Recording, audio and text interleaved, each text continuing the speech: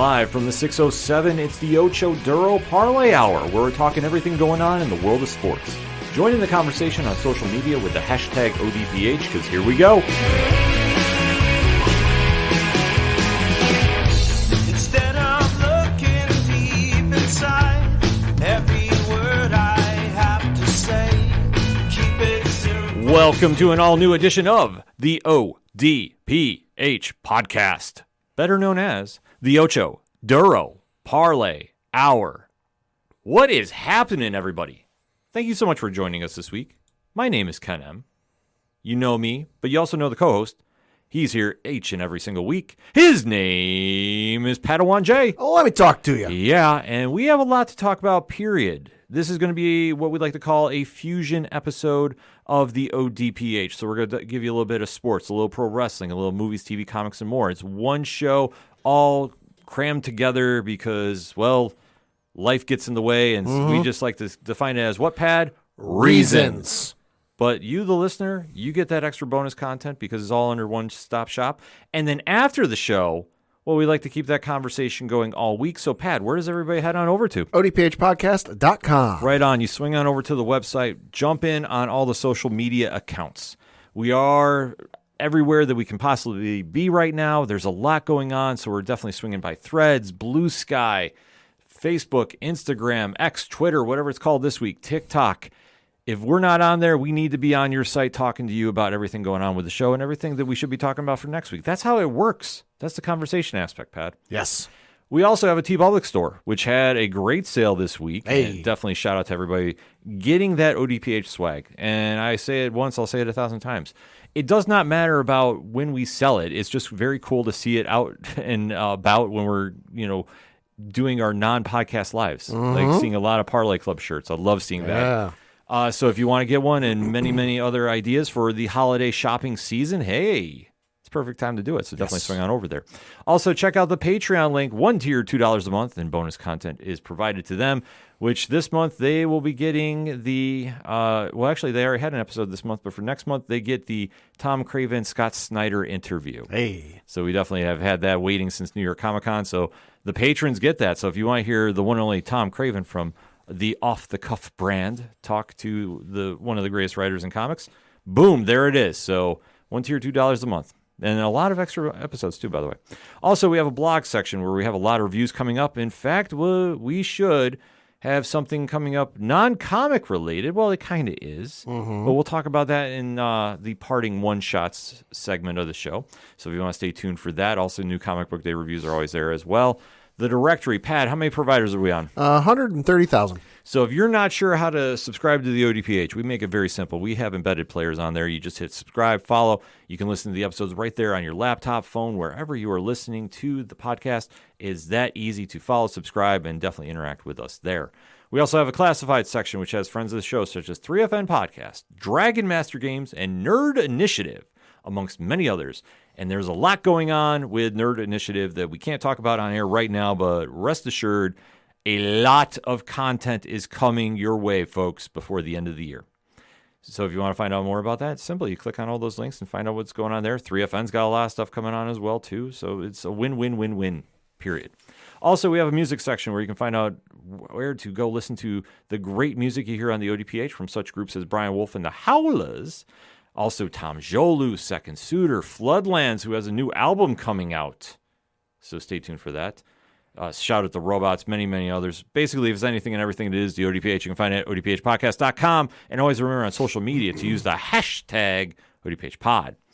Kicking off this edition of the show, well, it is fall. It is a certain time of year, if you will, in the land of sports. And there's one thing that is dominating the sports equinox as we are recording today. Yes. Now, Pat, what is a sports equinox? It is the one day of the year where the Major League Baseball, National Football League, the National Basketball Association, and the National Hockey League all have games on the same day. Yes. It is a crazy scenario to see unfold, but if you're a sports fan, you have to love it.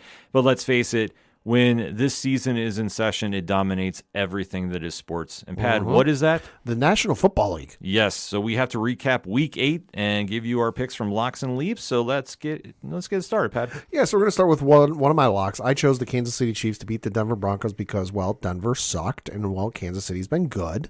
Apparently, Denver heard the show and heard the ish we've been talking about them because, boy, did they show up to play in this game. Beating Kansas City by the final score of 24-9. Russell Wilson, 12 of 19 for 114 yards passing, 3 touchdowns, no interceptions.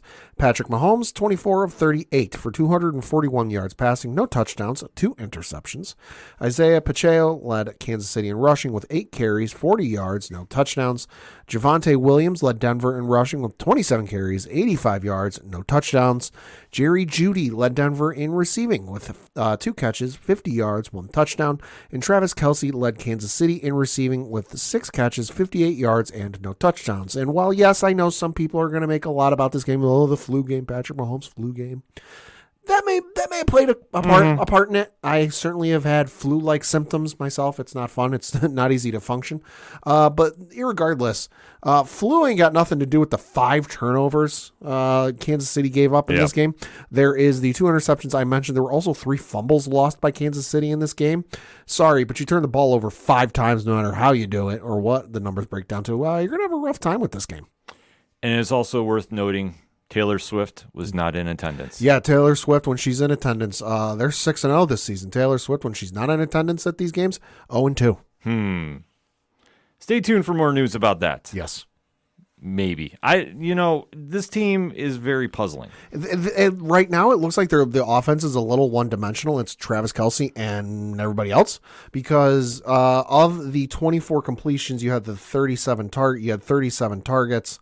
There. So you take out the 6 catches and 9 targets from Kelce, you then drop it down to like 18 catches and then 26 targets.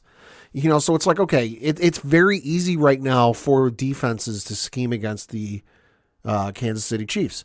Guard Travis Kelce and force everybody else to beat you because none of these numbers are like, okay, Rashee Rice, 4 catches, 56 yards. That's not bad. Right. But Justin Wilson, 2 catches, 42 yards. MVS, Valdez Scantling, 2 for 27. Noah Gray, 2 for 25. Mecole Hardman, 2 for 13. Jerick McKinnon, 1 for 11. Sky Moore, 1 for 8. Kadarius Toney, 1 for 4. Blake Bell technically targeted once, but he didn't catch it. And then Pacheco, 3 for -3. And you had the Kadarius Toney, he got hit in the numbers in the end zone and dropped it. I mean, the one thing that we've noted here for a while, you take Travis Kelce out of the equation, slow him down, however you need to make him a non-factor. Kansas City is very beatable.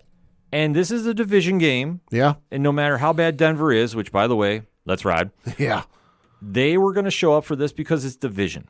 And there's always been a great rivalry between Kansas City and Denver. Yes, there has. So there's a lot of pride in the game. And Russell Wilson, I think, was getting tired of hearing how he was written off. Sean Payton, too. Yeah. And I think that Wilson really didn't back up that claim. I mean, 12 for 19. 114, that's nothing sexy. Right, with 3 touchdowns. 3 touchdowns is sexy. Yeah, that helps. But I don't think it was anything to really be braggadocious about, if I may use the word. And even the running game isn't anything sexy. I mean, you look at 85 yards. Oh, my God. Okay, but no touchdowns. 27 carries. That averages 3.1 yards a carry. After that, it's like Jaleel McLaughlin, 4 for 33. Russell Wilson himself, 8 for 30. And then Samaje Perine, 1 for 5. Yeah, there's nothing really to write home about. Yeah, so the run game isn't there. The receiving game, I mean, you've got folks there. Jerry Jeudy's decent. Cortland Sutton's not bad, but after that, it's a steep drop-off. Oh, absolutely. So this should have been an easy game for Kansas City. It was not. And like I say, I agree with you, Pat. You can't write this off about the flu game for Patrick Mahomes. No, he's still through for 241. Yeah, exactly. So like if it's like 20, if it's like 2 of like 24 and he's only got like maybe 50 yards, okay, flu game. Yeah. It clearly affected him, but no, like dude had the flu, still completed 24 passes on 241 yards passing. If he's that sick, he shouldn't have played. I'm sorry. We've seen other athletes play under certain symptoms. Yeah. And the rest is history. So with this being said, Kansas City, I think, took them too lightly. Yeah. And they paid the ultimate price for it because this is a big loss for them. Could be a case of Kansas City was looking past them because we all know who they've got next week. But hey, Denver, it's a good win for you. It's definitely a little feather you can stick in your cap. Does it mean much towards the season? Yeah, not much. But looking at the schedules they have for this upcoming week, of course, the Kansas City Chiefs are technically at home playing the Miami Dolphins, but it's over in Germany. So that will be at 9:30 a.m. Eastern on the NFL Network. Then, of course, obviously, the week after they're on a bye. Week 11 they come back, and that is the much vaunted Monday night game between them and the Philadelphia Eagles. And then week 12, they're on the road playing the Las Vegas Raiders. So that one could get interesting. And for the Denver Broncos, this upcoming week, they're actually on a bye. They come back in week 10 on the road, Monday Night Football in Buffalo.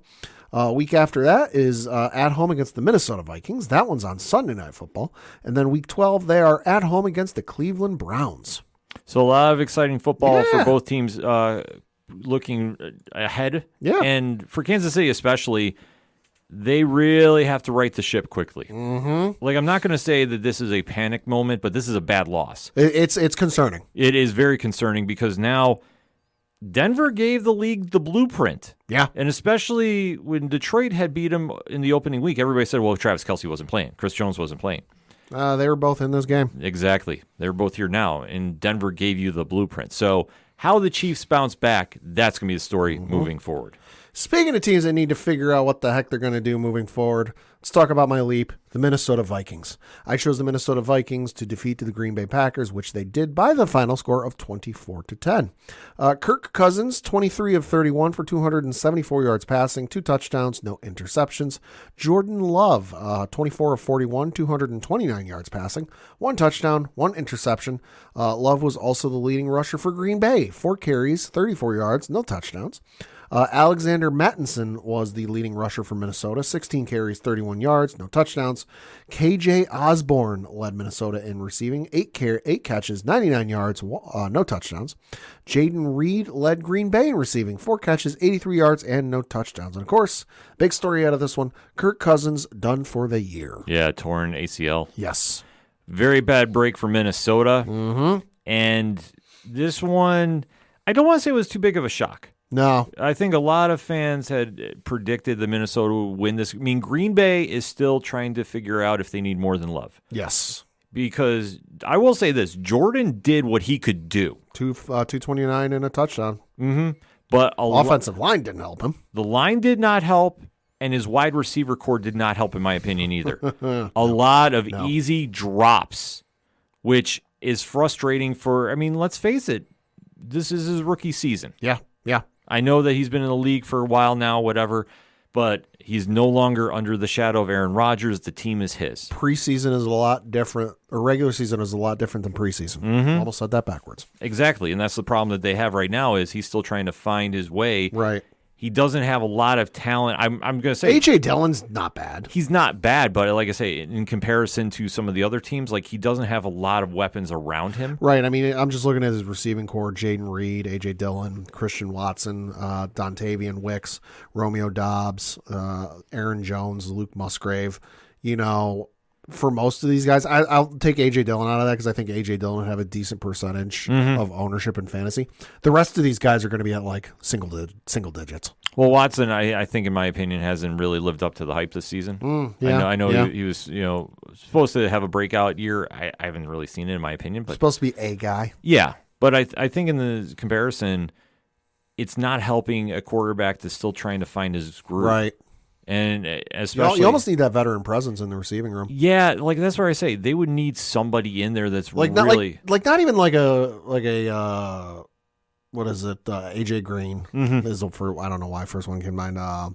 But like a DeAndre Hopkins, AJ Brown, something like that. Like not even like that necessarily that level of a guy, but maybe like a guy who's been around a little bit. No, I think you hit it right on the head. Like not saying a Hopkins level, right? But somebody that's been around the league for a while. Yeah. Because you need somebody that you can rely on. Yeah. And I'm not saying that you need somebody to light up for 151 and 2. Right. You need somebody that's going to get you a solid 60 and maybe 1. And I don't think he really had that here. And I think that really hurt because a lot of that was drop passes. And the flip side, Minnesota did what they should have done. Yeah. They played very well, albeit, though, a horrible injury for Kirk Cousins. Yeah. So Jaron Hall was coming into... Jaron Hall's the only one, without knowing who's on their practice squad, Jaron Hall's the only one they've got available right now because their only other quarterback on their starting roster is Nick Mullins, but he's on IR, and according to what I think Mike Florio said on Sunday Night Football last night before the game, he can't come off IR for another week. Mm-hmm. So this was week 3. Next week could be week 4. So unless they sign, I know there was talk of like Case Keenum coming back, or even I know Florio threw out Colt McCoy. Because Colt McCoy, I guess, has some history with either the coach or the offensive coordinator. I think it's the OC. Because they were together in Washington for like 4 years or something. Mm-hmm. So unless they bring in like a Colt McCoy or a Case Keenum, it's going to be Jaron Hall. It's going to be Jaron Hall, but I am going to say this, just throwing it out there. And anybody saying Tom Brady, fuck off. No, it wasn't going to be Tom Brady, but Ryan Tannehill. Yeah, I've heard that one. I've heard that thrown around. Because obviously we'll get into that game a little later. I think he's now been made very expendable. Yeah. And I think that now would be a time for Tennessee to make a phone call and see what you can get. Not saying they're going to get a deal like Aaron Rodgers to the Jets. Right. But I think they could get a lot of draft picks. Yeah. Depending on where they want to go with it. Because right now Minnesota is at 500. They're still in the playoff contention. Right. But obviously without your starting quarterback, that is going to hurt. Currently, as we record, they are in the 7th position in the NFC. Mm-hmm. But if they want to stay there, they need to upgrade the quarterback position. Like I said, Jaron Hall might be the guy. Yeah, well, he could be. But we don't know. But I think in that situation, too, if you brought in somebody like a Tannehill, yeah, that could help just at least get some pressure off him. Especially with Jefferson coming back, I think maybe next week. Mm-hmm. Got him on fantasy. He's been sitting on my bench for at least 3 weeks. Right. But they're going to have their weapons back, so they need somebody to get the ball out to him. Yeah. Tannehill, say what you will. Yeah. If he's allowed time to throw, he'll get the ball down to you. It's just a matter of don't expect him to run and break plays at this age. I was saying, let's hope my fantasy waiver claim goes through, because guess who was my backup quarterback in our one league? Kirk Cousins? Uh-huh. Yeah. Yeah, because Eagles haven't been on a bye yet, so I haven't sat Jalen Hurts yet. Yeah, that could be a little bit of a problem. Fuck, I hope my claim goes through. But looking at the schedules for these two teams the next couple of weeks, this upcoming Sunday, the Minnesota Vikings are on the road playing the Atlanta Falcons. Then they're back at home playing the New Orleans Saints. On the road, week 11, playing the Denver Broncos. That one will be Sunday Night Football. God help us all. Let's hope there's flexing. Let's hope there's flexing by then. Yeah, flex is supposed to start, I think, next week. Oh, thank God. Flex that one the fuck out of there. Yeah. And then the week after that, week 12, Monday Night Football against the Chicago Bears at home. For the Green Bay Packers this upcoming week, they are on the road playing the Denver Broncos. Or nope, sorry, that's the previous game. This upcoming Sunday, they're at home playing the Los Angeles Rams. Then the following week, they're on the road playing the Pittsburgh Steelers. Week after that, they're back at home playing the Los Angeles Chargers. And then week 12, they're on the road playing the Detroit Lions. Those will be some fun games, but it depends on how the rosters are looking. Like, that's going to be the real question, especially with Minnesota. Yep. I think they have a lot of potential. Green Bay, I don't want to say is on that same level, but I think if a few other things went in their favor, we'd be talking about them at 4-3 level maybe. Yeah. But unfortunately, that won't be the case here. Mm-hmm. No, we're going to be talking about a game that we have to talk about, because when we're talking locks and leaps, and if anybody's not familiar, the lock is a favorite via the Vegas line. So the minus whatever number. That's the decision that you think you feel good about. That you're like, yep, they're going to win this game. And the leap is the one that doesn't have that nice minus sign next to them. And this game, I took a flyer on because I did not like any game this week. This game set offense back by about 50 years. No, but I knew after listening to the latest Gary Vaynerchuk vlog, I had to go with the Jets. I figured there was some reason behind you making this pick. Yep. Because this is so fucking out there, even for you. Well, my thing about it was, I'll give a little peek behind the curtain. I was going to go Kansas City, but you know my rule about division games. Yeah, that's true. I stay away from That's true. I never feel comfortable taking a division game in a lock and leap situation. See, but the thing is, at least with Casey and Denver, you can at least excuse it. Oh, yeah, you can excuse it. Because up until yesterday, and I forgot to mention this little stat factoid, up until yesterday, the Denver Broncos had not beaten Kansas City since 2015 when the starting quarterbacks were Alex Smith for Kansas City and Peyton Manning for Denver. Yeah, but that was on Peyton's twilight, too. Yeah, that was Peyton with the neck issues. Yeah, but this game was brutal, but I thought if there was any safe bet to do here, the Jets. Yeah. Jets. We're going to have a little swagger because Aaron Rodgers is looking like he's coming back next week. Oh, Christ almighty. Which is insane. I cannot wrap my head around that vision of him already taking drop steps to throw. But here we are, and I go, there's one team that if the Jets are really going to be contenders with, they should beat easily. And that is the New York Football Giants. I know I'm going to get a lot of angry DMs about this, but I don't care. Yeah, you are. Albeit, though, Yeah. the Jets won. Yeah, they did. Ugly. Yeah, Jets won by the final score of 13-10 in overtime. Zach Wilson, 17 of 36 for 240 yards passing, 1 touchdown, no interceptions.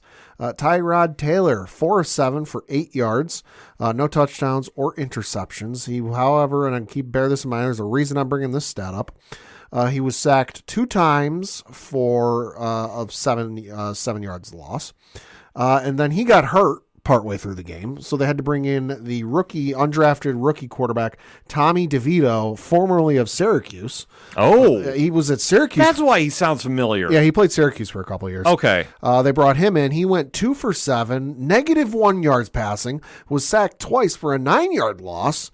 So the Giants, for a total, finished a franchise low -9 yards passing.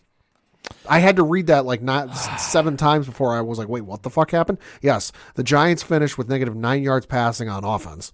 For rushing, hey, Saquon did all he could. 36 carries, 128 yards passing, or rushing, I should say. No touchdowns. Zach Wilson was your leading rusher for the Jets with 4 carries, 25 yards, and no touchdowns. Garrett Wilson, your leading receiver for the Jets with 7 catches, 100 yards, no touchdowns. Jesus Christ. Darren Waller was your leading receiver for the Giants. 1 catch, 4 yards, no touchdowns. Well, He tied Matt Breida, 1 catch, 4 yards. We will not spend a lot of time on this game, folks, so we'll just keep it very short and sweet. The Jets did what they needed to do, albeit, though, their offensive line took some very bad hits, as I'm reading from ESPN. That whole team took injuries, and I'm trying to find the thing. I saw a photo or a thing the other day just about all the injuries they had yesterday. There was like 7 or 8 people who went down down in this game total between both teams. Yeah. That like at one point the Jets were down to their 3rd string center. Well, the Jets lost Connor McGovern and Wes Schweitzer.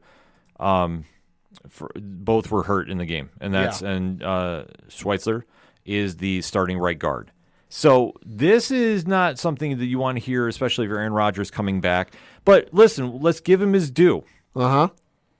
Zach Wilson is playing adequately. Yeah. He's not lighting up the scoreboard, but he's finding a way to win ugly. And that's the only thing that you can really be excited about if you're a Jets fan, because he's buying time till Aaron Rodgers comes back. And then you're going to really see what this team is capable of. But if he can keep them around that 500 level, then that's probably the biggest win that they could do in his absence. Because let's face it, everybody thought the Jets were going to fold. And they're somehow rallying to win, even though you're hearing a lot of nonsense, whether you want to believe it or not. Right. Players are unhappy. Everybody's complaining on the sidelines, blah, blah, blah. It doesn't matter. If you're still 4-3 at this stage, considering everything that's happened, that's a big win. That's a big bucket of win. And then as for the Giants, well, we do know this. The trade deadline is coming up this Tuesday. Yeah. They've already made one move, sending Leonard Williams to Seattle. Which is interesting. It's very interesting. Good for Seattle. And I think that the Giants, well, let's just hope we get to the end of the season. Yeah, and hey, Giants defenders, make sure you turn around when the ball's getting thrown your way. Yeah. Boy, that was bad. Looking at their schedules for the next couple of weeks, this upcoming Monday, I should say, the Jets are at home playing the Los Angeles Chargers, so that'll be on Monday Night Football. Week after that, they're on the road playing the Las Vegas Raiders, and that'll be on Sunday Night Football. And then a week after that, they're on the road playing the Buffalo Bills. And then week 12, they are at home against the Miami Dolphins. That one is on Black Friday, it looks like. So that one will be on 3 p.m. Eastern on Prime Video. Interesting. And then for the Giants, this upcoming Sunday, they are on the road playing the Las Vegas Raiders. After that, they're on the road playing the Dallas Cowboys. Then they're on the road playing the Washington Commanders. Bum, bum, bum, bum, bum. And then week 12, they are at home against the New England Patriots. Well, I mean, if you're a Giants fan, I mean, you got games to go to. Hey, at least Saquon's performing. Yeah, that's the only thing. Tickets will be cheap. Yeah, we'll see if he's still in a uniform by the end of this week. Yeah. I'm just saying it could happen. He could get moved. Yeah. Because there could be a lot of teams of interest, especially one that's on the rebound. Woo-hoo. And boy, there's a lot to talk about. This was probably my favorite game of the week. This game was nuts. Because it was absolutely crazy, and that is I took them Bengals to upset the 49ers. Ballsy roll. It was, but sometimes you got to roll them dice, and man, did it pay off. Yeah. Let's talk about it. So the Cincinnati Bengals defeated the San Francisco 49ers 31-17. Joe Burrow, Joey B, 28 of 32, 283 yards passing, 3 touchdowns, no interceptions.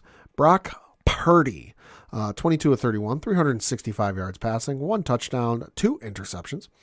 Brock Purdy, also your leading rusher, 6 carries, 57 yards, no touchdowns. Beat McCaffrey out by 3 yards, in case you're curious. Joe Mixon led Cincinnati in rushing with 16 carries, 87 yards, and 1 touchdown. For receiving, Jamar Chase led Cincinnati in receiving because duh. Yeah. 10 catches, 100 yards, 1 touchdown. And then George Kittle led San Francisco in receiving because duh. 9 catches, 149 yards, and no touchdowns. There is a rumor going around that ever since Kittle took the shirt off that said F Dallas, they have lost. And That might be true. there might be a curse in place. The only thing that I knew about this is Brock Purdy did not look good in his last couple games. Looked it up on the schedule. Factually true. Yeah. They beat Dallas. They're now 0-3. Yeah. And I know he took the bad concussion. He did not look good in this game, and I know he took another bad shot late. I heard something about this, yeah. He got sacked, and Yeah. he went down hard, Yeah. and then he immediately, it looked like he bounced his head off the turf, and he Yeah. immediately grabbed his head. Yeah. At that moment, I thought it was bad that somebody did not take him out for a play. Uh-huh. I'm sorry. Even if he Yeah. said, I'm okay. Head injuries, Ain't nothing to fuck with. exactly. And I don't care what team you're on. I'm sorry. If somebody grabs their head like that, you need to pull them out for a play. Yes. Worst case, McCaffrey could have done a direct snap and run. Right. I'm sorry. There's no reason he should have suffered more. And I don't know his status now. I'm hoping he's okay.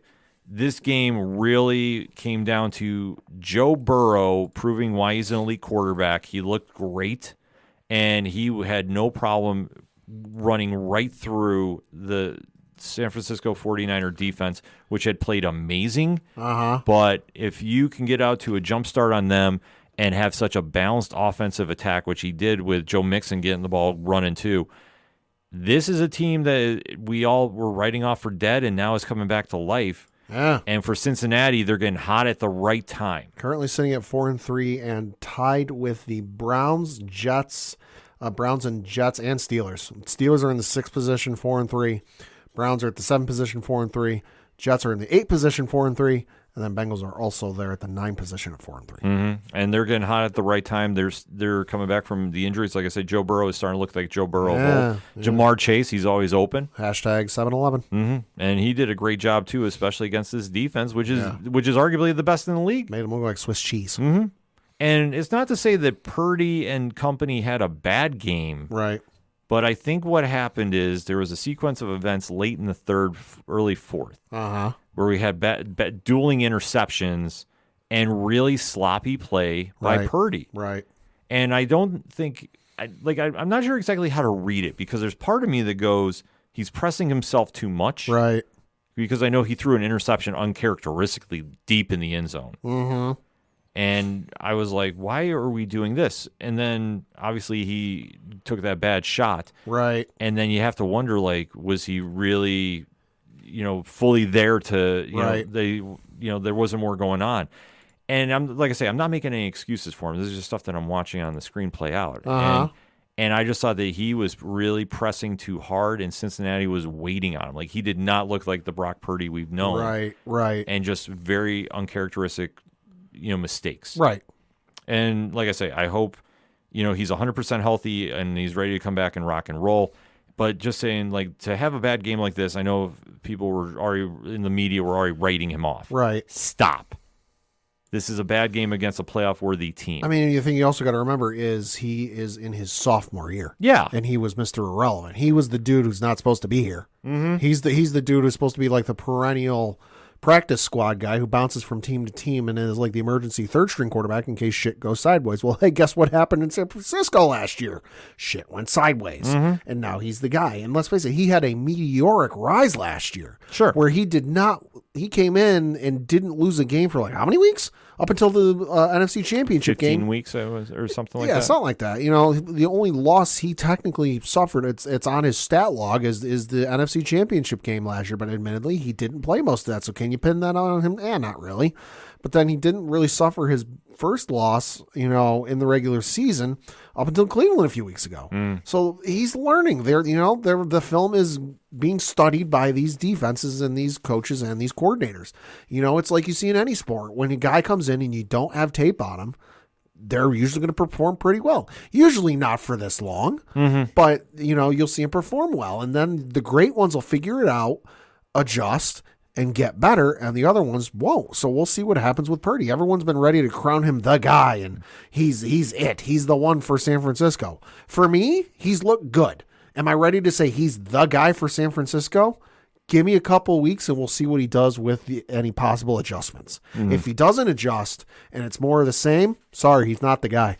Yeah, I think that he'll be okay. I think that this team is too talented to be not playing up to the potential it has been. Right. And I think this situation is a very good wake-up call for them. Yeah. Because if anything, you take a look at the defense, and this is where I kind of think you have to kind of shift most of the blame on. Only 3 sacks in this game. Yeah. And they were putting pressure on Joe Burrow. Mm-hmm. But when you're letting Burrow be able to pick you apart, especially with Jamar Chase, T. Higgins, and Tyler Boyd, right, who nearly put up 200 yards by themselves. Yeah. Of a combined 283. That is a very telling sign. And we've always said they have a great wide receiver core, but when you're not making plays to stop them, right, that puts a lot of pressure on your quarterback that did not play up to par and was really just looked out of it from this game. Like you say, uncharacteristically sloppy with handling the ball. So moving forward, they're going to have to make some adjustments quick because the rest of the NFC West is catching up to them. Yeah. And then for Cincinnati, this is a huge win for them, especially going into a highly emotional game next week. Let's talk about it. Yeah, so this upcoming week for the Cincinnati Bengals, they are, where the heck is Sunday night. Hold on. Yep, there it is. Sunday night against the Buffalo Bills. That'll be at home. Week after that, they are still at home playing the Houston Texans. Week 11, they are on the road playing the Baltimore Ravens. That will be on Thursday Night Football, so that'll be 8:15 on Prime Video. And then Week 12, they are at home against the Pittsburgh Steelers. And then for the San Francisco 49ers, they're actually on a bye this upcoming week.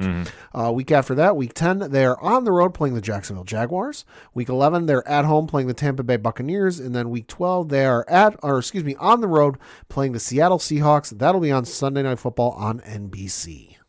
Well, San Francisco's bye could not come at a better time. Yeah, agreed. And I think they'll be very well regrouped to take on Jacksonville when that happens. And then, obviously, that Sunday night game against Seattle just took more precedent than I think anybody realizes. Yep. On the flip side, like I was alluding to, that is going to be a highly emotional game on Sunday night. Yeah, it will be. Because of what the unfortunate situation that happened last year. Yep. And like I say, that is going to be one that I know a lot of people are going to be tuning in to see. There'll be a lot of eyes on that. Absolutely. So then going around the league, obviously we're recording on a Monday, so we don't know the final score of the Monday night game. Raiders versus Lions. I'm going to go out on a limb, 134 to 125. Take the over. Take your pick on which one gets which. Yep. Jared Goff, 1,000 yards passing. Then you had the Thursday night game where your Buffalo Bills defeated the Tampa Bay Buccaneers 24-18. Very lucky win for the Bills. Fuck, I should have started the Bills defense. Very, very lucky one. They were up ahead, and second half, completely day-night team here. And For once. Yeah, it's something. It was very scary to see Mike Evans start lighting up late. And then if Chris Godwin turned around, they were tying that game. It was perfect Hail Mary, and just Chris Godwin didn't pay attention. Hit him in the numbers, but just the wrong side of the numbers. Definitely will take the win, though. You had the Dallas Cowboys whoop the LA Rams 43-20. The only thing to note was this. Allegedly, Aaron Donald said, "I'm ready to come to Dallas." Allegedly. Good goddamn. There was some kind of comment I saw come across social media. Good goddamn. I don't know, but if that's the case, that's fucking scary. I know. I apologize to Dre Driven, who probably just fell out of his chair where he's listening to this right now. You're going to get idea. a DM so fast. Yes, I will. But Dallas looked great. This was a really solid win for them. Dak looked good, and they're going to need this momentum moving forward. Just keep that same energy in the second half there, Cowboys. Yep. All I'm going to say. Then you had the Tennessee Titans defeat the Atlanta Falcons 28-23. Will Levis, he had a day. Yeah, he did. He had a day. Equaled the season lead for passing touchdowns for the team in one game. Yeah, this was absolutely crazy to see. 3 of them went to DeAndre Hopkins. Yeah, if he can keep this momentum up, and granted, it's only after one game. Yeah. Tennessee has a bright future, but we have to wait and see. After one game, I'm not willing to crown him, but that's what I say. Ryan Tannehill might be expendable now after one game. Could be. Then you had the New Orleans Saints defeat the Indianapolis Colts 38-27. Not a pretty game. No, not at all. Not at all. So good win for the Saints. Good game for Carr. Then you had the Miami Dolphins beat the New England Patriots 31-17. This game went about the way I thought it would. It was close early, though. I will say that. It was only 17-7 at halftime, which I was like, oh, okay, so this is better. Patriots tried to make a comeback in the second half, but then the Dolphins were like, oh, right, we're the Dolphins. Kudos to Tyreek Hill. He's got 1,000 yards receiving in 8 games, which is the first time in the history of the Super Bowl era that's happened. So kudos to him. What sucks for the Patriots is they are now without their receiver Kendrick Bourne. He tore his ACL, so that's bad loss. He is done for the year. Yeah. So we're now down Matthew Judon, Christian Gonzalez, and Kendrick Bourne. But hey, at least we got a top 5 draft pick going for us. Well, yay! You can find a diamond in the rough next year. I know it's uncharted water. Yeah. I'm not meaning this making I know. making light. No, it's it just is. For the Patriots is something. And Miami, Miami did what Miami does. Yeah. So they beat a team they were supposed to. Yep. It's those teams there that you don't know. Exactly. So yeah, we'll have to wait and see. Then the Jacksonville Jaguars defeated the Pittsburgh Steelers 20-10. Bad injuries happened here. Yeah. The Maserati I know came in. Just unfortunately, he's not in Buffalo. So is he really the Maserati? Also, Deontay Johnson. Enjoy the light paycheck this week. Yeah. Yikes. The Philadelphia Eagles defeated the Washington Commanders 38-31. Bum, bum, bum, bum. Ooh. Yeah. Philly did Philly things. Hurts with 4 touchdowns. A.J. Brown, 8 catches, 130 yards, 2 touchdowns. Thank you for my fantasy team. I mean, they're making an argument whether in the conversation for best team in the league. Jalen Hurts, 319-4. Yeah. Then you had the Carolina Panthers finally win a game this year and defeated the Houston Texans 15-13. I'm sorry for anybody who was at this game. This was as brutal as the Jets and Giants game was. Yeah, it was. Late minute field goal. So I mean, at least that makes it interesting. Yeah. Then you had the Seattle Seahawks and their sick throwbacks. Yes. Let's give a shout out to those throwbacks. Those throwbacks They're amazing. Awesome. Defeated the Cleveland Browns 24-20 and took possession of first place in the NFC West. Highly contested game. We'll say this was a lot more entertaining than I thought it was going to be. Good win for Seattle, though. Yeah. And then the Sunday night game was where the Los Angeles Chargers defeated the Chicago Bears 30-13. Man, I felt bad for Tyson Bagnet because he was trying his damnedest to win, and there was slips, there was drop passes. This game should have been a lot closer, in my opinion. The Chargers, well, shocker to us all, showed up for Sunday night. 298 and 3 from Justin Herbert. Yep, Austin Eckler had a game. 7 catches, 94 yards, and a touchdown. I mean, 29 on the ground. But that ain't bad. I mean, allegedly. Still over 100. Yeah, so it's still over 100, but I mean, at the end of the day, the Bears have a quarterback controversy, I guess, but I would not be... it's 1 week. Yeah, exactly. I wouldn't be saying the sky is falling. I think the kid was throwing as best he could, but there was a lot of drops. And I know especially there was a sequence of events before they scored the first touchdown. Somebody dropped it wide open in the end zone, hit him right in the numbers, and it bounced out. Yeah. Somebody else ran, but there was a holding call. They got called back. Like, they had chances to really put up points in this, and they just never got the momentum going. And the Chargers, well, they showed up for a week, so congratulations. Yeah. A lot of interesting football talk going on for Week 8. We're about at the midway point. It's crazy to think about. But we definitely want to keep that conversation going with you, so hit us up on the hashtag ODPHpod. What is your thoughts coming out of Week 8? How is your team looking? Are they talking Super Bowl or are they talking NFL draft? Let's have that discussion, shall we? We're going to take a quick break. We'll be right back. Do not adjust your dial, or well, your phone, your watch, or whatever the heck you're using to listen to the awesome podcast you're currently listening to. I am the Duke of Nerds, Tyler Mack, and I am here to tell you that being a nerd can be a bit overwhelming, especially after 30. Life moves pretty fast in our nerd culture, and if you don't take the time to notice things, you miss out. That's why I'm here. As your Duke of Nerds, I am charged with educating, enlightening, and entertaining you on all things nerdy. I do it by running the 30 to Nerdy podcast. 30 to Nerdy is a Badcast Company production and currently playing wherever you cast your pod. Follow along each episode using the hashtag 30andNerdyPod. And check out what all is going on at 30andNerdyPodcast.com. Whether it's DC, Marvel, comics, or video games, I have got you covered. So tune in now. Cheers to you, nerds. Coming back for another segment on this edition of the ODPH podcast. And we have to talk about arguably the biggest event going on in the land of entertainment. Yeah. Because we have movies, we have TV, and comics all happening at once. But one thing definitely got social media buzzing. And that was the latest episode from Disney Plus and Marvel Studios' Loki Season 2. Yeah. The Tom Hiddleston-led show has definitely been polarizing to fans. Yeah. We have had a very mixed reaction to it thus far. And going into this latest episode, we had a lot of questions of where things were going. Well, yeah. Because in more than one way. Yeah, because this season has been all over the place. And obviously, if you deal with the subject matter at hand, time travel, things get messy. They get completely all over the place. So it has been a little hard to find, and especially after last week's cliffhanger ending, we all had questions about where everything was going involving Tom Hiddleston's Loki, Sophie DiMartino's Sylvie, and Owen Wilson's Mobius, which is still weird to say. Yeah. And obviously they have been trying to find Jonathan Majors' variant of Kang the Conqueror, which is now in the time stream, to go fix things because the TVA is completely out of whack. As the saying goes, they're up Schitt's Creek without a paddle. Meanwhile, you have Gugu Mbatha-Raw as Ravonna Renslayer and Miss Minutes, voiced by Tara Strong, having their own agenda at hand.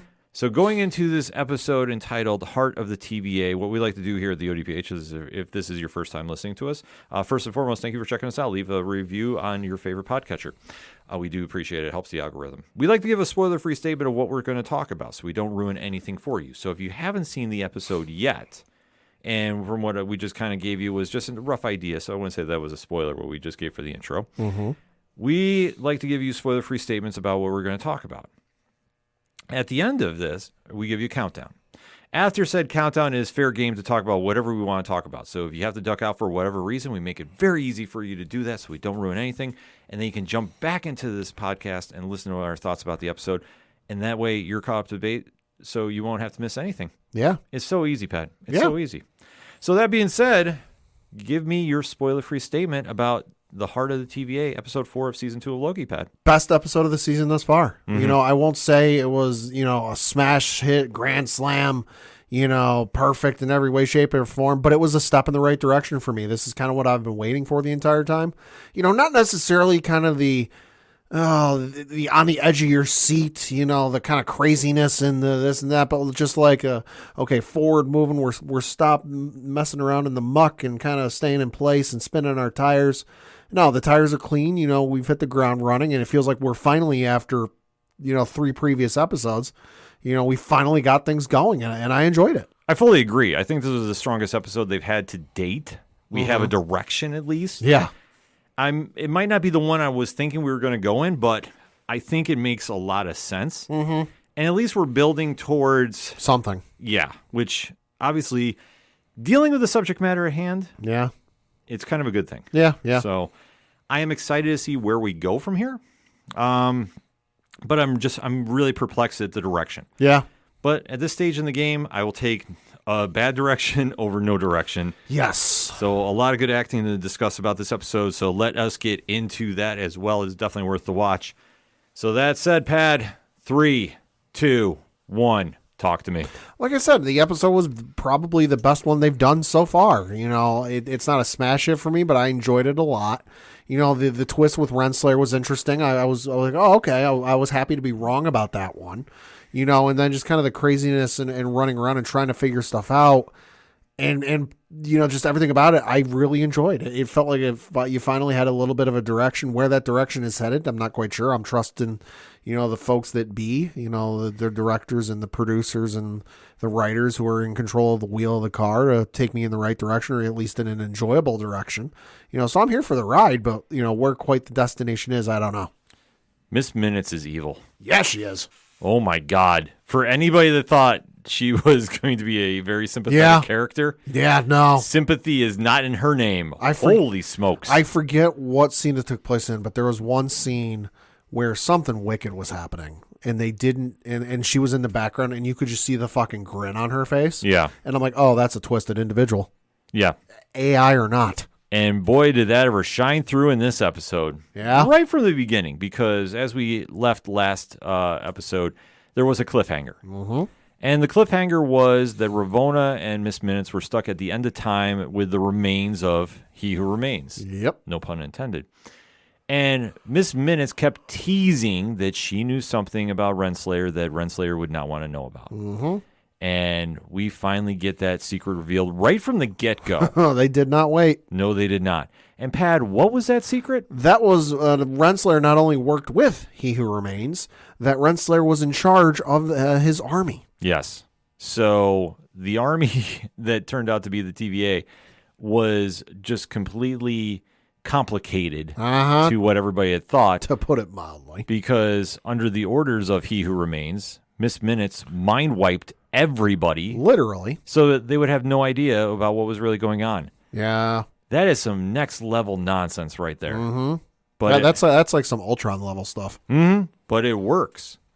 So at the same point, the temporal loom is what everybody is trying their damnedest to hold together. Yeah, because if this thing goes, everything goes. And when I mean everything, I'm not just talking the TVA. I'm talking like all of existence. This is the universal timeline that everything is kept together. But This the loom, is the glue that's holding everything together. And right now they need Gorilla Glue. everything is all separated. Everything is splintered because of all the time activity that's happened. Now the Kang is running crazy. Yeah.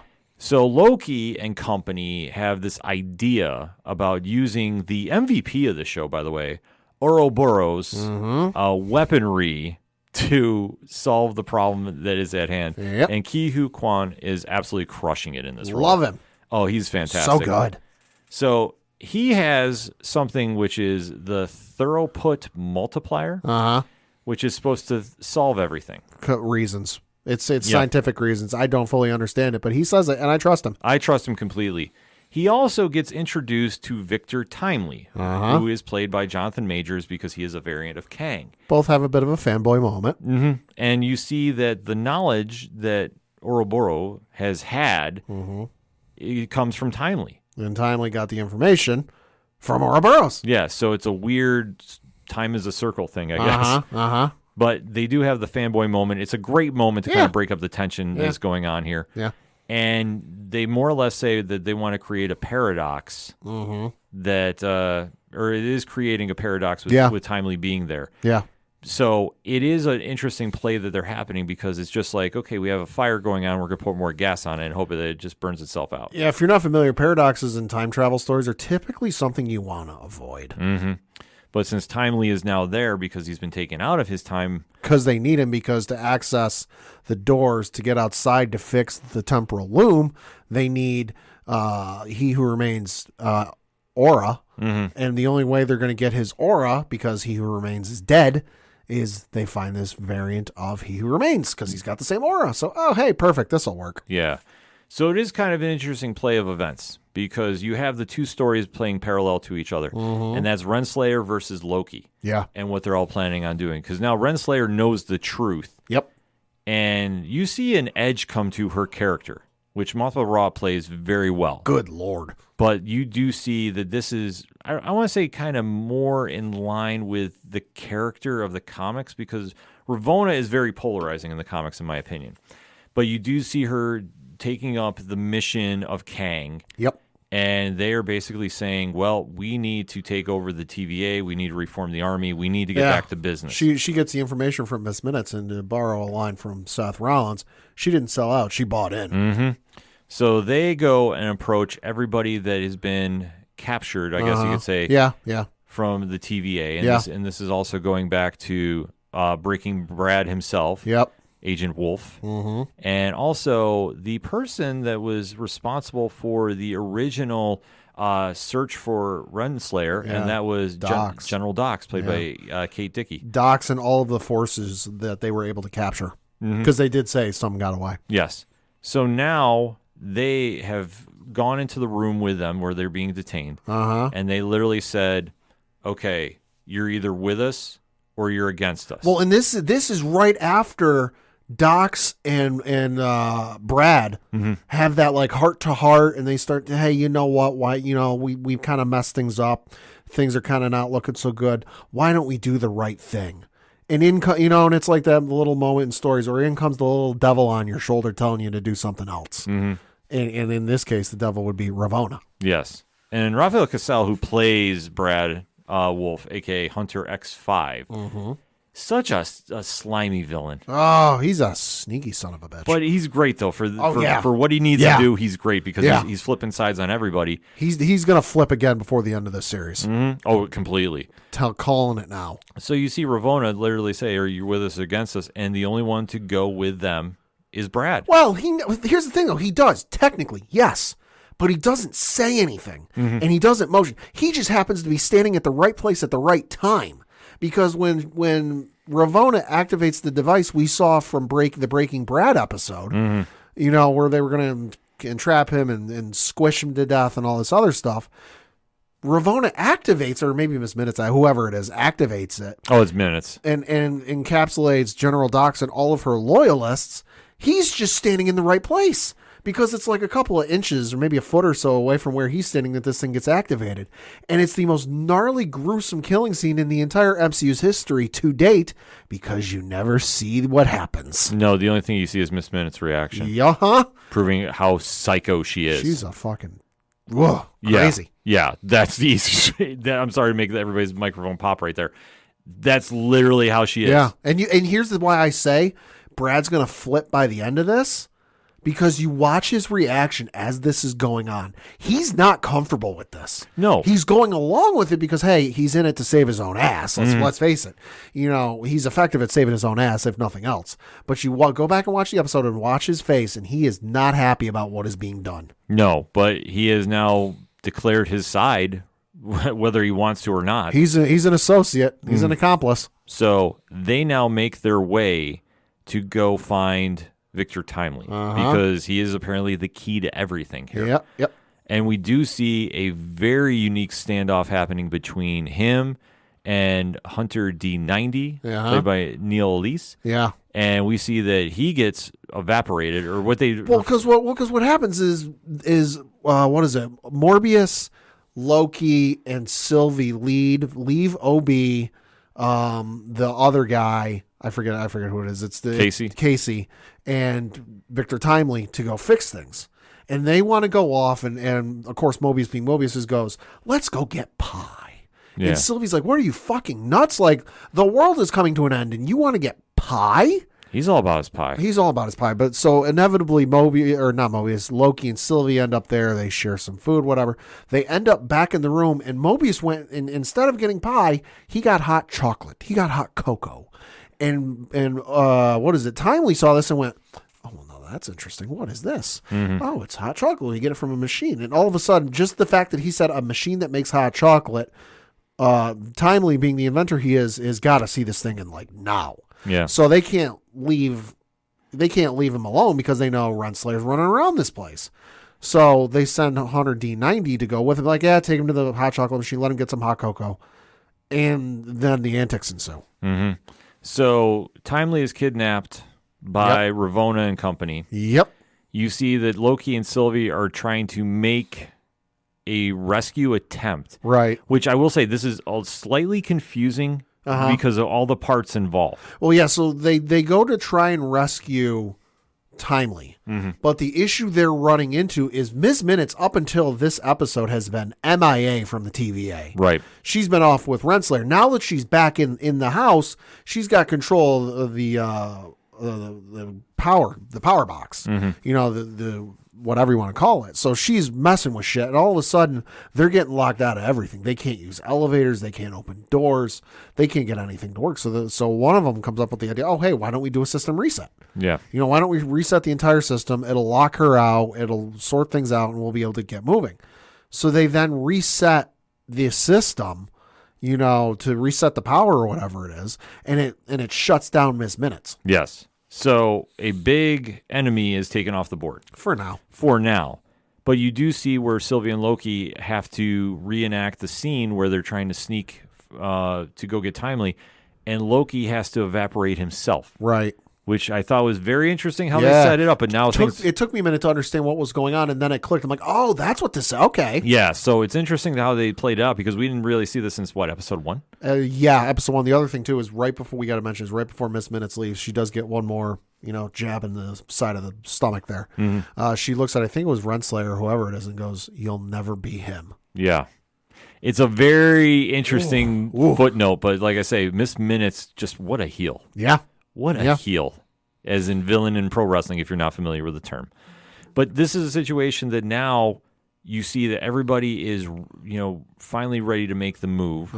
Sylvie has to work some magic literally on Brad. Cool, because that's the other thing that happens when they reset the system, it turns off the dampeners or whatever it is that makes magic not available. Mm-hmm. And they're explaining to Sylvie and Loki, who are together, like, what are they're like, oh, but if it happens, we'll be able to use magic. Loki and Sylvie look at each other, pause, and just yell, do it. Yes. So we do see Sylvie control Brad with the enchantment powers that you see with the Enchantress, kind of, in a degree, which, I mean, it does work. And he winds up evaporating Renslayer. He prunes her, yeah. Yeah, which is wild. Didn't see that coming. Yeah, I had no idea this was going to happen. I thought, that was great. I was like, okay, this works. So now Timely is saved. And they now have the idea of he has to be the one to go out in the contamination suit. Right.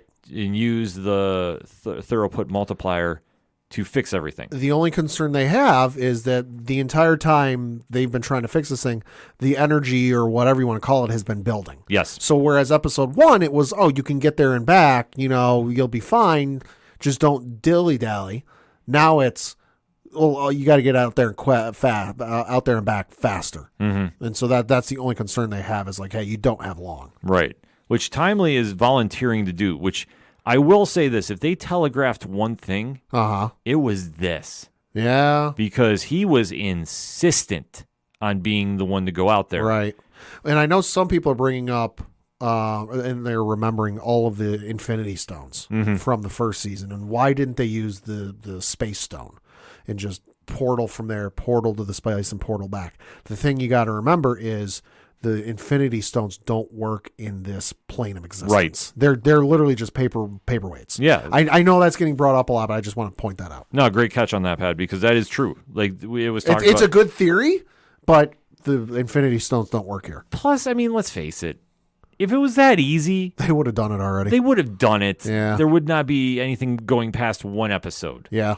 Like, let's be honest. Yeah. But it works here because obviously the power of the Infinity Stones is taken out, so they have to have somebody willing to sacrifice themselves. Loki was the one willing to do it. Yep. But Timely is insistent on being the one to do this. Now, you could say it's him being a brave scientist. Maybe he feels some sort of guilt. I mean, it's possible. But I just thought about how focused he was to do it.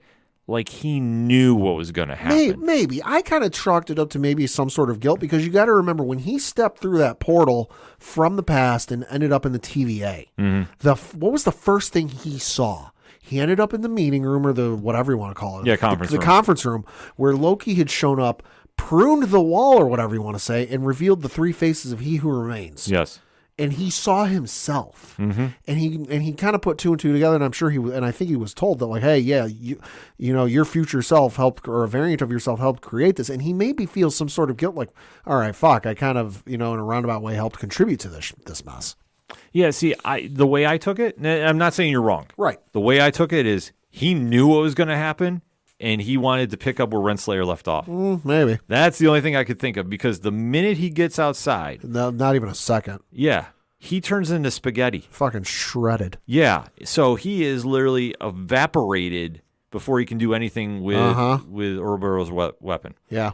So at this moment, it's the final goodbye, Yep. because everybody, we're talking Sylvie, B-15, Yep. Mobius, Casey, OB, Loki, have all accepted they have we're failed. dead. We're dead. Yeah. And they are now waiting for the loom to explode, which it does. It does.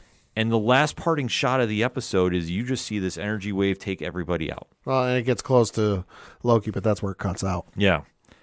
And that's how the episode ends. Yeah. So a lot happening here. I love the little back and forth between Renslayer and Miss Minutes. Yes. I like how they gave a direction there that they're so committed to Kang that they're willing to go to extreme measures to really give this series a real true villain. Yeah. Because obviously Kang will appear at some point, I would imagine. You have to figure probably either the end of the next episode or the final episode. Right. But until then, they're at least keeping how he is in control of everything going forward. Yeah. And for Loki, who I will say I've been kind of critical about how he's been portrayed as the anti-hero. Sure. I did not mind him in this episode. Neither did I. I thought they wrote him Neither very did I. well. I thought Hiddleston's acting really elevated the scenes up. Yeah. And just going into that final moment where you're seeing just, you know, how determined they are to win. Yeah. And in true fashion, they get to the finish line, but they fall short. Yep. Perfect. Absolutely perfect. Great episode. So now going into next week, Pad, any predictions about what's going to happen? I'm expecting it to be like this out of time experience where they're sort of like, you know, they're not alive, they're not dead, they're kind of in between, you know, and then maybe it's like a retrospective of like what could have been and what could be, just because they're outside of time. They can kind of look into the past, look into the future, kind of thing before it finally resolves. You know, we get whatever we get. What comes out of that, I have no idea. I know there's some fans speculating online about what the end of the universe and its possible reset means, you know, hey, which is fun to think about, but I don't want to necessarily put the cart before the horse in this instance. Mm-hmm. But I think next week's episode is going to be this kind of like out of time, out of body experience thing with the characters. I'm almost wondering, and I have not seen any of the trailer. I know they released a mid-season trailer. I'm wondering if they get saved by Immortus. That you have him pull everybody out of time. Could be. For reasons. And then... What if it's the Watcher? I mean, that would be a hell of a move if they wanted to do it. But with the Watcher... Watcher's set up from What If. Right. So they could do that. Yeah, you could get the guy, I forget the guy who plays it. You could get him for an episode. Yeah, I mean, you could. I mean, the only thing with that gets tricky is the Watcher is only there to make note, but only gets involved if it's the universe ending, which would make sense. Which, in this case, universe is ending. Right. But Jeffrey Wright is the actor. Oh, yes, that's right. Yeah, he's great, too. Yeah. Like, I'd love to I mean, love in to see this, and let's face it, he's already broken his number. If you watch What If, he already broke his number one rule. Mm-hmm. Yeah, he's done it. Well, he's already broken that rule. Well, Uatu does that all the time. Yeah. Like, it's hysterical to think that he's supposed to have a code because he Yeah. breaks it all the time. Yeah. Until, what was it, Original Sin, but that was a whole different ball of wax. But with this, yeah, he'd be great to pull him out. Like, if somebody saves him and it's a Uatu, like, that would be great. I think the internet would be very happy. I'm not going to say it's going to break, but I think if we see a live action Watcher, that's going to lead to a lot. Yeah. And then with 2 episodes left, and this time's perfectly going into the Marvels. Yeah, it does.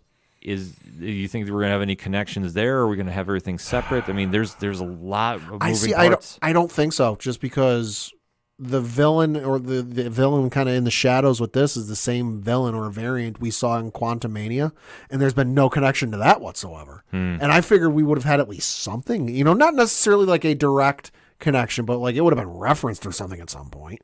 Yeah. You know, but we've not even had any mention of what happened in Quantumania. So outside of maybe like a teaser clip at the end of the season finale, you know, I wouldn't expect anything. Yeah, it's tough to say. I mean, they could try lining it up. I mean, I know Yeah. they used to do that with Agents of S.H.I.E.L.D. By the way, Agents of S.H.I.E.L.D. is part of canon. You're not going to tell me different, Marvel. That they used to line it up with the TV shows and the movies. So, I mean, it is possible. I just don't know what they're going to wind up doing because obviously with everything going on with SAG and the strike, fingers crossed, is over this week. Could be. All signs pointing to. Could be. You know, the schedule for shows is up in the air. Yeah. So depending on how they want to get things back on track, I think that's throwing a few things off. I wouldn't doubt, though, they're going to start kind of tying everything together to some aspect. Right. Because I fully think the Kang Dynasty, I'm still staying to my original thought, is going to be Avengers Forever, the comic book series. Oh, okay. I think that's going to, no matter what anybody's saying differently right now, I think that's what's going to wind up happening. Could be. But I think this is going to be interesting to see how they set the pieces in motion. I do think they get saved by somebody. Yeah. But the question is who? Yeah. I'm going to say Immortus just for argument's sake, but I do like the Watcher opinion. Yeah.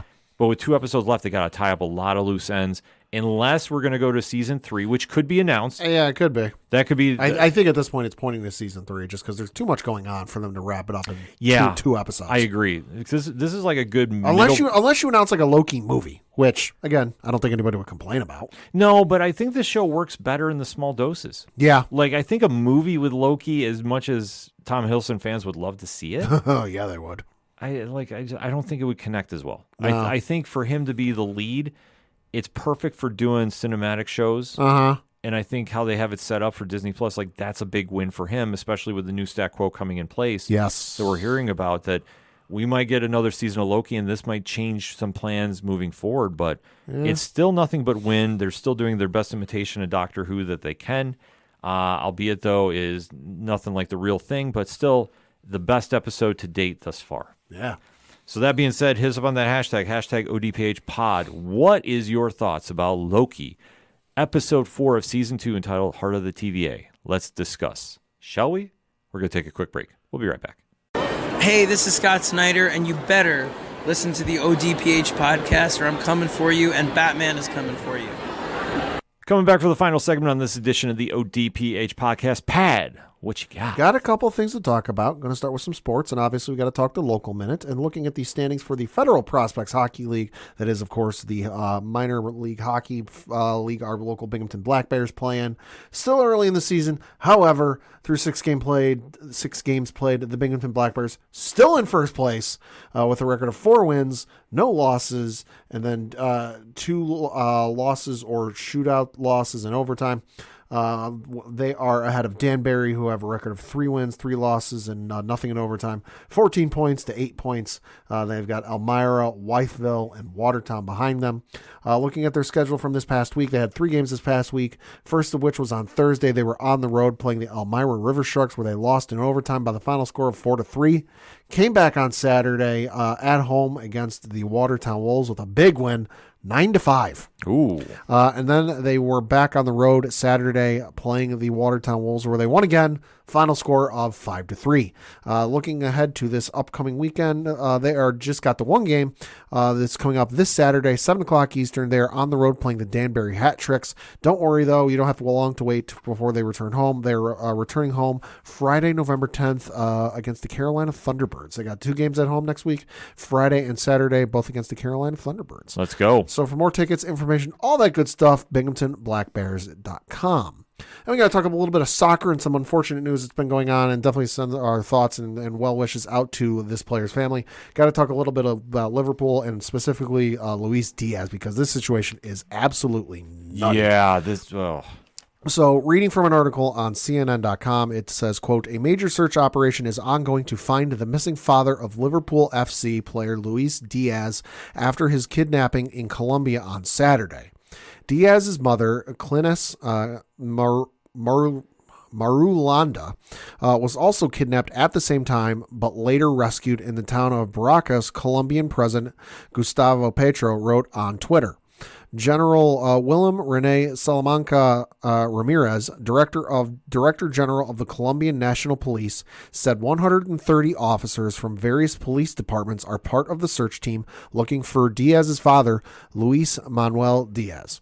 Ramirez said the teams are searching the rural area around Barracas, the parents' hometown in northern Colombia, and a reward of up to 200 million pesos, that's $48,500 US, is being awarded for information that helps lead to Diaz's rescue, according to a statement on Twitter. In addition, Colombia's military forces said it deployed more than 120 men, along with 2 motorized platoons, an unmanned aircraft, checkpoints, helicopters, and a plane with a specialized radar to help with the search. National media reported that Diaz's parents were kidnapped by armed men on motorcycles at a gas station in Barrancas. Ramirez later posted a video on Twitter of his phone call with Diaz, explaining the land and air operation deployed to find his father.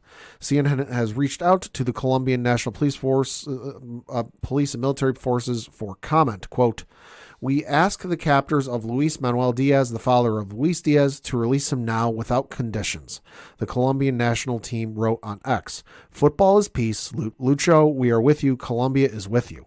Speaking with Liverpool's 3-0 Premier League win over Nottingham Forest on Sunday, head coach Jurgen Klopp said Diaz has returned to Colombia and the club is doing what it can to support him.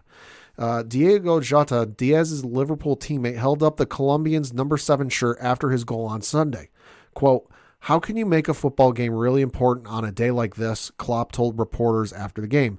"It's really difficult. I never struggled with that in my life. It was always my safe place. Sometimes my hiding as a player or as a coach. You are allowed during these 90 minutes to just focus on that, and if it was impossible, absolutely impossible to do that. It was clear we have to give the game an extra sense, and it was fighting for Lucho. Then the boys put out the shirt, and I was not 100% prepared for that, to be honest. It was really touching, but wonderful as well," close quote.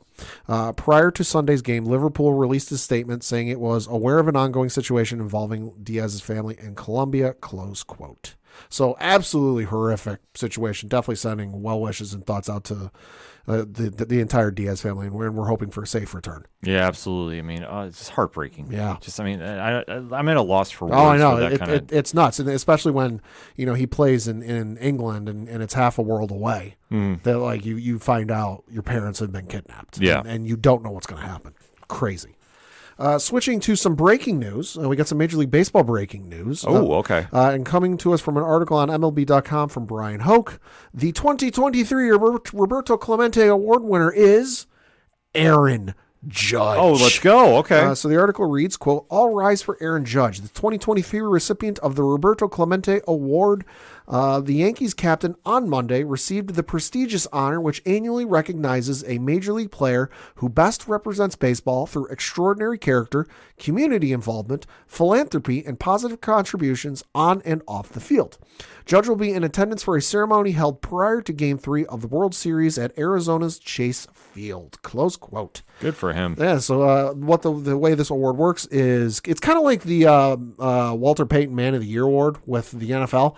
Every team submits a player for to win it, and one gets picked. Aaron Judge won it this year, so hey, kudos to him. Absolutely. And speaking of the World Series, got to talk a little bit about the World Series because it has been absolutely fucking bonkers. Currently, the series is tied 1 game apiece to both Texas and Arizona. Game 1 went the way of Texas in 11 innings, where you had Adolis Garcia continue his historic postseason. Hit another home run. Goddamn, Corey Seager hit a bomb as well. Insane. Texas won 6-5. However, Arizona not going down quietly. Came back on Game 2 to win it 9-1, put an absolute whooping on Texas. Holy fuck. Jordan Montgomery, 6 innings, 9 hits, 4 earned runs, 1 walk for Texas. Texas put up 16, or not Texas, Arizona put up 16 hits. God damn. That's insane. So got Game 3 tonight. It's taking place tonight in Arizona. Game time is at 8:03 p.m. Eastern on Fox. We've got Max Scherzer on the bump for Texas, going up against Arizona's pitcher, whose a name I am not too familiar with, so I'm pulling up that right now. Brandon Fett, Faadt. So definitely give that a watch, and then maybe check out the highlights. But absolutely crazy. No, absolutely. I mean, it's baseball season, and especially, like I say, in the sports equinox, it's crazy. I know it's not making a lot of headlines, too, because it's Texas and it's Arizona, right? But it's been great baseball. Yeah. So that's something that we have to take into effect as well. Before we duck out of sports, we obviously have to talk NBA, full week in session. Yeah. Anything really jumping out to you as like a surprise out the gate, Pat? I mean, I know for me it's not. Yeah, how badly fucking Steph Curry cooked Devin Booker last night. That was incredible. Holy fuck. If you have not seen the highlight, go watch that highlight. No. Oh, my God. Yeah. Devin Booker is dead. Yeah. Oh, yeah. Or Dylan Brooks, you mean? Yeah, Dylan Brooks. Dylan Brooks. Devin Booker is still doing okay with Phoenix, but I would say, but Dylan Brooks. Holy shit, he got cooked. Yeah, that was embarrassing. But that's how Golden State's playing. I mean, right now, the top 8 for the Western Conference is looking Denver at 3-0. Yep. New Orleans right behind them at 2-0. Yeah. Same with Dallas, Phoenix, Golden State, Sacramento, LA, Oklahoma City, Minnesota, and the Los Angeles Lakers 1-2, rounding out the. Well, and how about CP3 coming off the bench for, I think it's maybe tonight's game, some recent game here with, Draymond Green entering the starting lineup again. Yeah. That's crazy. Golden State's making a lot of interesting moves out the gate. Yeah, like I say, it's just the personnel-wise is kind of very, very telling that's happening. Mm-hmm. But like I say, for right now, I mean, it's way too early to tell, but Denver's looking like they just picking up right where they left off last season. The Pelicans are the surprise right now. Mm-hmm. But granted, it's way too early about going in with that. Mm-hmm. Flipping things over to the East, and the surprise right now is Orlando Magic leading 2-0 over everybody, with Indiana and Boston as well as being the last of the undefeateds. Detroit and Philly are 2-1, even though that Philadelphia Joel Embiid trade talk with the Knicks is heating up. Ooh. So did we maybe put something into existence? I don't know. I think we might have. So if we can make that move, I will be extremely happy, and I apologize for the amount of obnoxiousness I will be on social media that day. But I'm fingers crossed it's going to happen, because especially with the Knicks being 1-2 right now, especially they've looked really good. They're playing a lot better than their record is. Mm-hmm. The opening game against Boston, though, horrific officiating. Oh my God! Well, and just some of the highlights I saw, fucking Julius Randle not being able to hit a basket while standing on the dock of an ocean. Yeah, holy shit. He's they got to move him. I don't know where they can send him. I'm hoping Philly takes him, RJ, Mitchell, Fournier, and get all of them for Joel Embiid. Take James Dolan while you're at it. Oh, please. Everybody needs to go out and buy James Dolan CD so he stays. Or just go to the Sphere. Yeah, just go to the Sphere. Go to the Sphere and ask you want to see a Dolan concert at the Sphere. Yeah. Do you want a residency? No, we need to up this. It needs to be a residency at the Sphere for the entire basketball season. He owns the fucking thing. He can do that. I know. That's why I say he needs to do this. So I'm putting this out in existence as well. We need him away from the Knicks as much as possible. Also, I'm going to say this right now. The Sphere was a baseball the other night for the World Series. The baseball even being that big, Joey Gallo'd still find a way to strike out with it. Pat's not wrong, folks. He's not. Nope. And obviously, we got to talk a little quick NHL, and the only thing that matters to us, those New York Rangers 6-2. Hell yeah, West Coast swing. Let's go. I hate the start times. I do too. Ugh. But you know what? I will take it. They've been looking great. Playing tonight against Winnipeg, and they got to keep the wins going. But like I said, I love them being at 6-2. Jersey's right behind them at 5-2, and Carolina at 5-4. But listen, it doesn't matter. It's Blue Shirt Nation all day, every day. That's the only thing we care about hockey-wise here on the ODPH network. Mm-hmm. That being said, let's go flip it over to entertainment and take this home. Yeah, so unfortunately got some unfortunate news to mention. Had two noted members of the entertainment world pass away this week. The first of which was Richard Mole, passed away at the age of 80 years old. Probably best known by a lot of folks for Bull on Night Court from 1984 to 1992, but he was also a very extensive voice actor. I personally knew him as the voice of Two-Face in Batman the Animated Series. He also did the voice for Batman the Brave and the Bold. So definitely a huge loss, and will definitely be missed. And as I said when Kevin Conroy passed, thank you for my childhood, because I would not have gotten into comics and the whole genre, were it not for Batman the Animated Series. So anyone who was a part of that is a huge reason why I got into comics and superhero stuff. No, he was fantastic as Bull. Yeah. I remember growing up and watching Night Court. And sure. I love the brilliance of that show. The new version is not bad. That's what I've heard. Yeah, no, it's surprisingly, for being a remake, it's surprisingly better than I thought it was going to be. Yeah. But you can't touch the original cast, and his comedic timing as being Bull was just absolutely insane. Right. Like he was brilliant, and then to take that acting to voice and just give Harvey Dent that unique, character. Just it still haunts to this day. So I mean, obviously, on behalf of us, our deepest condolences to his family, friends, and fans all over the world. Man, what a legacy, though. Yeah, and then another shocking loss we had just a couple of days ago as we record was, of course, Matthew Perry passed away at the age of 54. Yeah. Of course, best known for being Chandler Bing on 235 episodes of Friends, which ran from 1994 through 2004. And this one shocked the hell out of me. You know, I went with my fiance and her friend to go see the Taylor Swift movie because they're both Swifties and wanted to go see it. You know, and the credits started rolling, and I opened up social media. This is the first thing I saw, and it's a good thing there were only 5 of us in the theater, because as loud as I yelled, "Oh, holy shit," somebody would have been concerned. Shocking, to say the least. You know, nothing has been reported as to, what the cause is. I know that the latest news today as we record is that the coroner has deferred, basically deferred the results or whatever. They're not, which basically means they're not 100% sure what the cause is, that they have to do a little more research and look at some stuff more before they make a final summation on what happened. But obviously a huge loss. And this is one that, like, you may not have met the guy, but just for how the show was, friends, it was a group of friends living together and everything they went through. It felt like you knew the guy, and it felt like you were his friend for all of those years. So huge loss, and he will be sorely missed. Yeah, to grow up, and if you watch that show, you definitely got connected with it. Yeah. And it's something with his comedic timing too. Yeah. Was always a character that stood out amongst the 6 main leads. And dabbled in movies after a little bit. Well, had a couple things, yeah. Yeah, a couple things. Nothing really, that took off as much as that show. But No. But then again, it's a tough thing to transition out of such a hit show. Like, very rarely does everybody make the breakout moment happen. Like, I mean, for that show, obviously it was Jennifer Aniston, who's the one who stood away from everybody. Yeah. And became, a mega star with movies. But for Matthew Perry, yeah, it's a tough loss, and especially, just the legacy he left too. Yeah. Because, like I say, if you grew up watching that show, and I know it's on reruns for the rest of time. Yeah, it's on Nickelodeon every night, and I know they've been doing a tribute to Matthew Perry. Yeah. With Matthew Perry centric episodes. Yeah, he's just the comedic signature that he has. Like I say, very few people ever come close to that. So. Once again, our deepest condolences out to his family, friends, and fans all over the world. And if you haven't seen Friends and you're kind of thinking about going to do it, since Matthew Perry passed away, all of these seasons are streaming on Max. Yes. So then moving over to some more streaming news, it was announced by the folks over at Variety in an exclusive that Amazon and MGM Studios are working on a Girl with the Dragon Tattoo series. So the article reads, quote, "The Girl with the Dragon Tattoo series is currently in the works at Amazon MGM Studios, has found its showrunner. Variety has learned that Veena Sud will head up the series, which will be set in the world of the so-called Millennium novels, originally written by Stieg Larsson.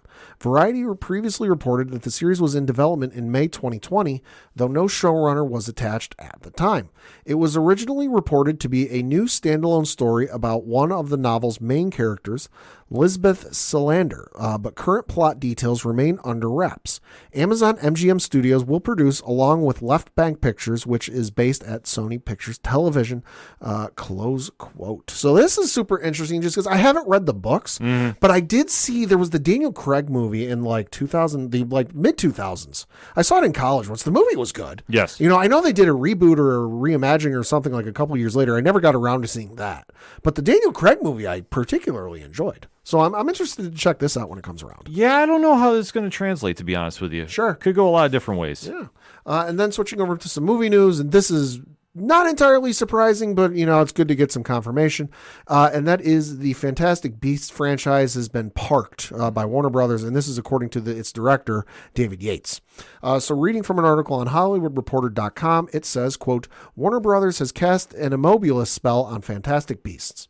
Director David Yates gave an update about the beleaguered franchise, which halted after 3 of its 5 planned films were released. Quote, with Beasts for a minute, it's all just parked, Yates told the Inside Total Film podcast. We got to the end of the third film, 2020's Fantastic Beasts, The Secrets of Dumbledore, and we're all so proud of that movie. And when it went out into the world, we just needed to sort of stop and pause and take it easy. Close quote. Yates claimed the entire idea of a 5-film franchise wasn't the studio's at all.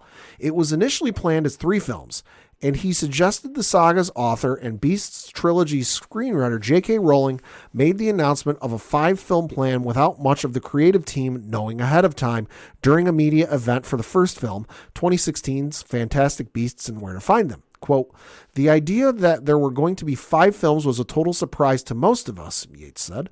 Rowling just mentioned it spontaneously at a press screening once. We were presenting some clips of Fantastic Beasts 1, and we'd all signed up for Fantastic Beasts 1 very enthusiastically, and Jo, bless her, came on and said, oh, by the way, there's 5 of them. We all looked at each other because no one had told us there were going to be 5. We'd committed to this one, so that was the first we'd heard of it, close quote. It should be pointed out, however, that Warner Brothers never corrected this statement or gave any indication that 5 films wasn't the plan, despite 5 being cited in media stories for years afterward. Also, it's clear that, especially with the second film, 2018's The Crimes of Grindelwald, that the franchise creatively seemed intent on following the villainous wizard, first played by Johnny Depp, then Mads Mikkelsen, storyline through his climactic, as yet unseen confrontation with Dumbledore, played by Jude Law. Then the ending of Secrets rather unexpectedly seemed like an attempt to wrap things up. Added Yates, who is currently promoting his new crime drama, Pain Hustlers. I haven't spoken to Joe. I haven't spoken to David Heyman, producer.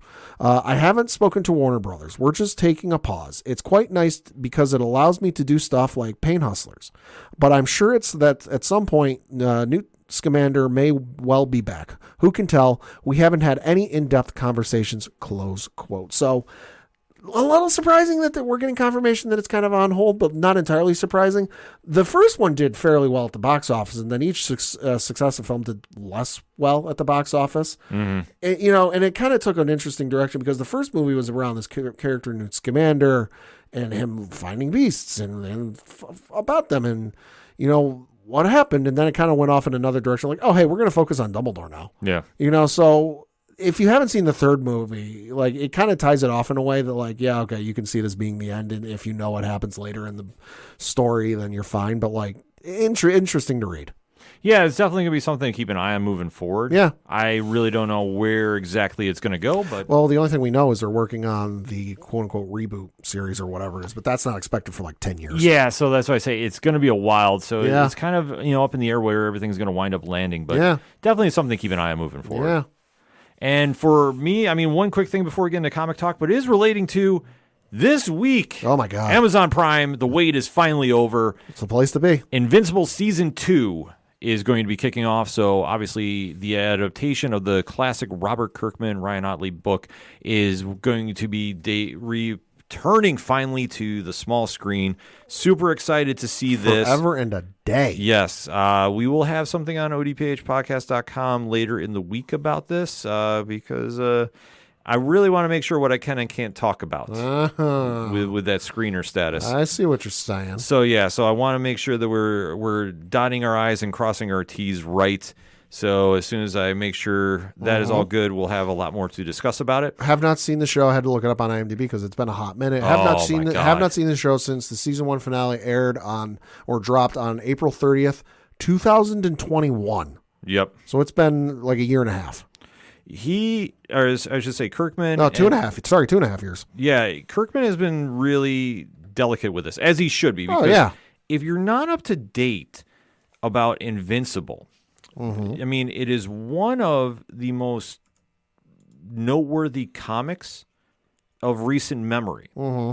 And for a lot of superhero readers, this is a very influential modern day book that a lot of current writers and artists are influenced by. And it's a very detailed story. It's something that, always jumps out as well. Yeah. And like I say, this is something that when it was getting adapted, we were all kind of wondering how it was going to play out. Right. It's really living up to the hype, kind of, diving into its own vision. but it still holds up to the ideals that you really like with the book. And like I say, the book by Corey Walker, Ryan Otley, and Robert Kirkman, just fantastic stuff, top to bottom. So if you haven't checked it out, highly go to your comic shops, highly recommend it. I know at some point we're going to talk about it on Turn a Page. I don't have a date for that as well, but it's in the discussion. But in the meantime, like I say, go watch the first season quickly on Amazon Prime. Yeah, it's only 8 episodes. It's 8 episodes. It moves very fast. You can get caught up to speed and then just for Friday or, Probably 9 o'clock on Thursday. That's what they like to do. Yeah, a couple times they've dropped an early release. Now, almost every time recently. Yeah, so we can't confirm that, but that's why you just got to make sure you have your subscription up to date. I'll say if you go check at like 9 p.m. Eastern or whatever time on Thursday. Yes, so you definitely have something to watch there. Yeah. But since we're talking comics, let's take the show home, Pat. What are we picking up at the shops this week? This week from the folks over at DC, Batman, Catwoman, The Gotham War, issue number 1, Scorched Earth. This one is going to be nuts. 45 pages. 45. This one is the final chapter of this epic crossover is here, and Batman and his family must find a way to overcome the endgame of an ancient enemy. Can the Bat and the Cat set their differences aside? Is this the end of the Bat family? Lives change forever in this action-packed conclusion. Have you been keeping track of this? Passively, not actively. It's going to be nuts. This has been a very, very interesting story. So with Chip Zdarsky kind of leading the way about this. I know Teenie Howard has been writing as well, too. Yep. This story has had a lot of twists and turns coming out of Night Terrors. So how they're going to wrap up things is going to be interesting. But there's like a couple elements that I like, a couple elements I haven't liked with the story. I'm going to be doing a deep dive about this on odphpodcast.com parlay points this week. So definitely stay tuned for that. Then from the folks over at Marvel, you got Avengers issue number 7 from Jed McKay. This one says, all new story arc starts here. The Avengers defend the world, but are they beginning not to recognize the world as their own? What has happened to Earth's mightiest heroes, and what has happened to the Vision? So super interested to see what happens with that. Also, you've got Doctor Strange issue number 9, also from Jed McKay. This one says, with General Strange's endgame in sight, Doctor Strange must confront the man he could have been. But everyone has their own agenda. Can the Vishanti be trusted? Is Wand capable of changing for the better? Or will they return to their Black Ops roots? Which Strange will Clea side with? It all comes to a head as the battle for the soul of Stephen Strange begins. This is going to be nuts. Yeah, Doctor Strange has been it's usually a little crazy of a read anyway, but this current run has been something of note. And then finally, from the folks at Marvel, it's finally here. Ultimate Universe issue number 1 from Jonathan Hickman. This one says, the spoils of victory. After the world-shaking conclusion of Ultimate Invasion, a new team of heroes band together to save the future. From mastermind Jonathan Hickman and superstar artist Stefano Caselli, don't miss out on this foundational issue for the new line of Ultimate Comics. I am so fucking here for this. This is going to be awesome. Yeah, I'm excited to check this out. I mean, ever since the Marvel Next Big Thing panel at New York, this has been something that has been on my radar, so I'm definitely excited to check this out. Then from the folks at Star Wars and Marvel, you've got Star Wars issue number 40 from Charles Soule, which you can't go wrong with that. You've got Droid Disaster, a Dark Droids tie-in. The worst has happened. Lobot, one of the greatest heroes in the Rebel Alliance has ever known, and close friend to semi-reformed scoundrel Lando Calrissian, is lost. Lando returns to the Rebels to ask for their help, but can he convince them he's not a traitor? Super interested to see that. And lastly, and certainly not leastly, from the folks at Disney and Dynamite Comics, Gargoyles issue number 4 from Greg Weisman. This one says, it's a busy day at Castle Wyvern. Demona studies to become a gargoyle priestess, and Goliath is given an important title, which makes Iago and Hippolyta jealous. But things are about to get even busier when the younger gargoyles' curiosity leads them into a dangerous cave where an unhappy evil lurks. This riveting tale of Gargoyles' origin by writer and Gargoyles creator Greg Weisman and artist Drew Moss continues in this 40-page issue, which includes a new text story from Weisman and all new cardstock covers featuring art by Clayton Crane, Alan Qua, Mirka Andolfo, Kenya Danino, and Erica Henderson, and more. Super excited for that. Yeah, I know you've been all over this series. Love gargoyles. Like I say, everything has been coming out of that Dynamite print. There has been really So hitting the good. marks. Yeah, I definitely got to start diving into it. But you know me, my pile of books to read It's a mile high. is getting bigger and bigger each week. And I'm not complaining about it, mind you, but I just have to budget my time. And that's obviously been the biggest hiccup of all. So taking a look for me this week, a lot is coming out on Comixology Originals, back with a double shot this week that you don't want to miss. The All-Nighter returns with issue number 11, Chip Zdarsky, Jason Liu. This series is going to be the final run of the book. Okay. So it's the closing arc. Expectations are super high for me. I have really enjoyed the series, and it's been something that's combined the supernatural with superheroes, and it's a very cool read. The print version is out right now via Dark Horse Comics. You don't want to miss that. If you haven't read it already, that'd be a great pickup this week. And then issue number 11 is dropping Tuesday, so definitely super excited to check that out. Also, Comixology Originals, Black Sight number 2, Stephanie Phillips, Connor Boyle, Tom Napolitano. This is a wild, wild series. I mean, issue number 1 completely blew me away, and where they're going with the story of Alex Greer is, I have no idea, but I'm all in about it. So super excited to check that out. Also from Image Comics, No One number 6. So finally, the murder mystery haunting the Massiverse, try saying that 3 times fast, is back in full swing. Super excited to see that. Kyle Higgins, Brian Buccellato, and Geraldo Borges on the book, and that is a must pick up each and every week that drops. So I am super excited to jump back into that. Also, new podcast episode will be coming out too as well for Who Is No One. And for even more picks from IDW, Boom Studios, more Marvel, Image, DC. Like I say, the list goes on and on. Nerdinitiative.com, Wednesday morning, 9 a.m. starting out. We got a lot of great picks this week from the bullpen, so if you want to know what to pick up at the comic shop, make sure you're following that as well. And also on odphpodcast.com, because we got a lot of blogs, too, that are going to be deep diving some of those books we just mentioned, so stay tuned for that, ... And as always, make sure you go out and support your local comic shops wherever you're at, because there is nothing better than walking into a shop, talking with your fellow fans, and getting some great books to read. For anything and everything that is the ODPH, you can find it at odphpodcast.com. That's it for this week. So for the one and only Padawan J. Fuck the Astros. I'm your host, Ken M. Thank you as always for listening to the ODPH podcast, better known as the Ochaduro Parlay Hour. See you next time.